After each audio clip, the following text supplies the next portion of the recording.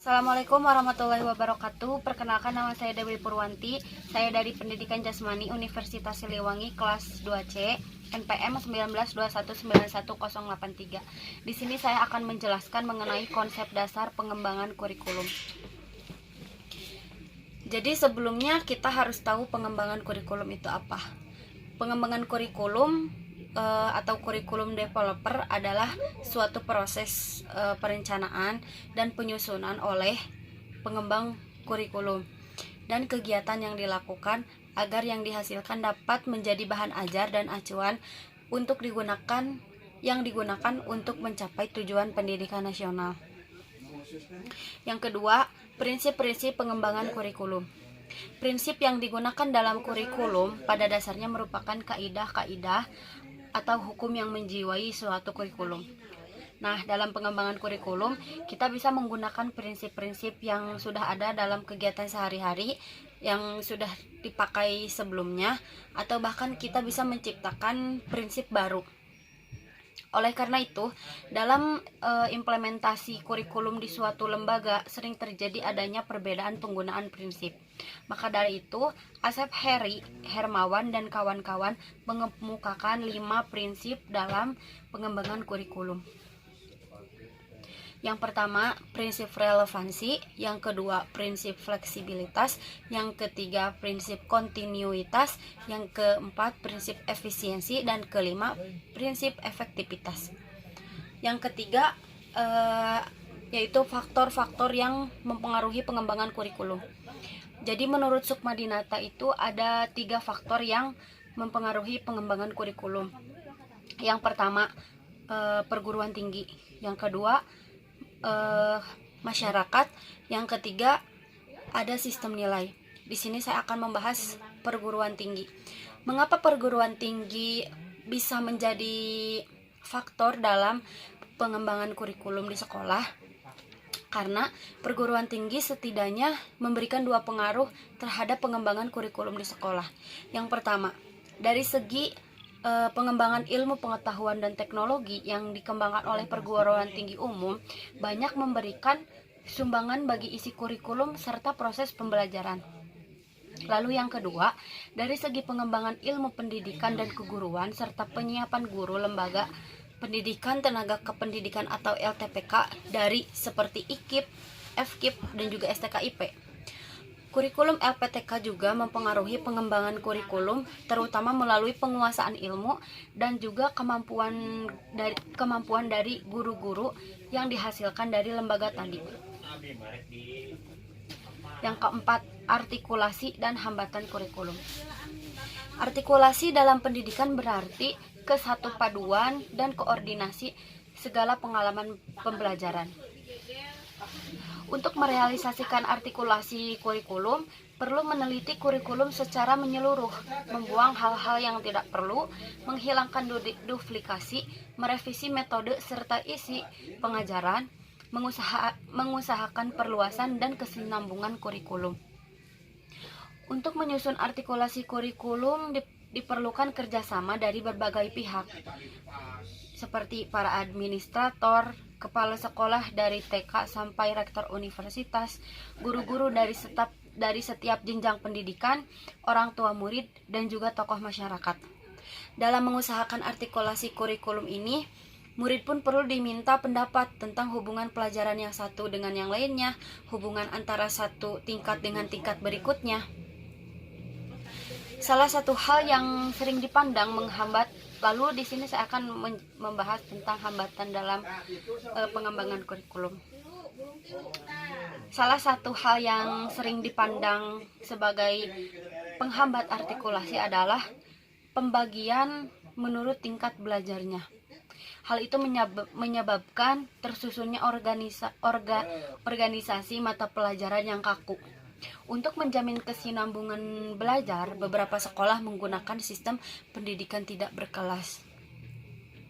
Lalu di Indonesia itu begitu banyak masalah kurikulum dan pembelajaran yang dialami di Indonesia. Masalah-masalah itu turut andil dalam dampaknya terhadap pembelajaran dan pendidikan di Indonesia.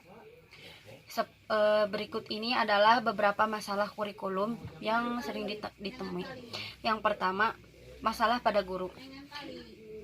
Biasanya guru kurang berpartisipasi dalam pengembangan kurikulum disebabkan beberapa hal, yaitu kurang waktu, kekurangan kesesuaian pendapatan, baik dengan sesama guru maupun kepala sekolah dan administrasi karena kemampuan dan pengetahuan guru sendiri.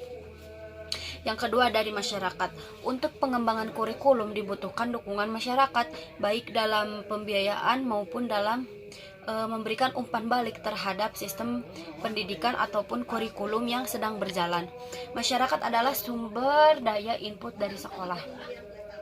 Yang ketiga, masalah biaya. Untuk pengembangan kurikulum, apalagi untuk kegiatan eksperimen, baik metode isi atau sistem secara keseluruhan, membutuhkan biaya yang sering tidak sedikit. Yang keempat, kepala sekolah. Dalam hal ini, seharusnya kepala sekolah mempunyai latar belakang mendalam tentang teori dan praktek kurikulum. Kepala sekolah merupakan peranan yang penting dalam pengembangan kurikulum. Lalu yang kelima, birokrasi. Terdiri dari para inspeksi di Kanwil dan juga orang tua maupun tokoh-tokoh masyarakat. Kepala sekolah dan stafnya tidak dapat bekerja dalam kerangka patokan yang ditetapkan oleh Depdikbud. Lalu selanjutnya, model-model pengembangan kurikulum. Model pengembangan kurikulum menurut Robert S. Zaiz dalam Arifin 2011 halaman 137 sampai 143 mengemukakan ada 8 model pengembangan kurikulum. Dasar teoritisnya adalah institusi atau orang yang menyelenggarakan pengembangan, pengambilan keputusan, penetapan ruang lingkup, kegiatan yang termuat dalam kurikulum. Realitas implementasinya, pendekatan permasalahan dengan cara pelaksanaannya, penelitian sistematis tentang masalahnya, dan pemanfaatan teknologi dan pengembangan kurikulum. Model-model tersebut, yang pertama, The Administrative Line Staff. The Administrasi Line Staff Model. Model pengembangan ini merupakan inisiatif dari para pejabat tinggi atau Kemendikna atau Kementerian Pendidikan Nasional yang kemudian dilaksanakan secara struktural ke bawah. Lalu yang kedua ada The Administrative Line Staff Model. Inisiatif model pengembangan ini berada di tangan guru sebagai pelaksana kurikulum di sekolah. Yang ketiga, The Demonstration Model. Model ini dikembangkan untuk memperkenalkan suatu inovasi kurikulum dalam skala kecil. Dalam pelaksanaannya, model ini menuntut sejumlah guru dalam satu sekolah untuk mengorganisasikan dirinya dalam memperbarui kurikulum. Yang keempat ada U-Champ System Model. Yang kelima ada Tabas Inverted Model. Model ini dimulai dengan melaksanakan eksperimen dan diteorikan, kemudian diimplementasikan.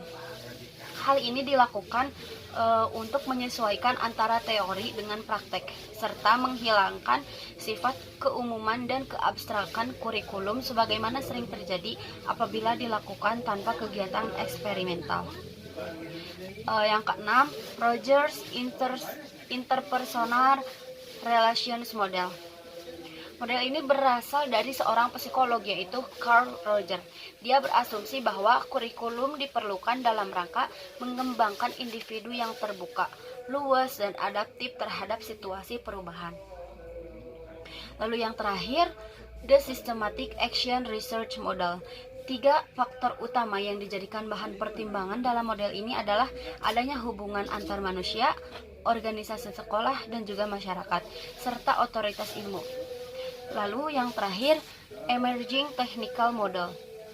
Model teknologis ini terdiri atas 3 varian model, yaitu model analisis tingkah laku, model analisis sistem, dan model berdasarkan komputer. Sekian pembahasan dari saya, mohon maaf bila ada kata-kata yang salah. Wabillahi taufiq wal hidayah. Wassalamualaikum warahmatullahi wabarakatuh.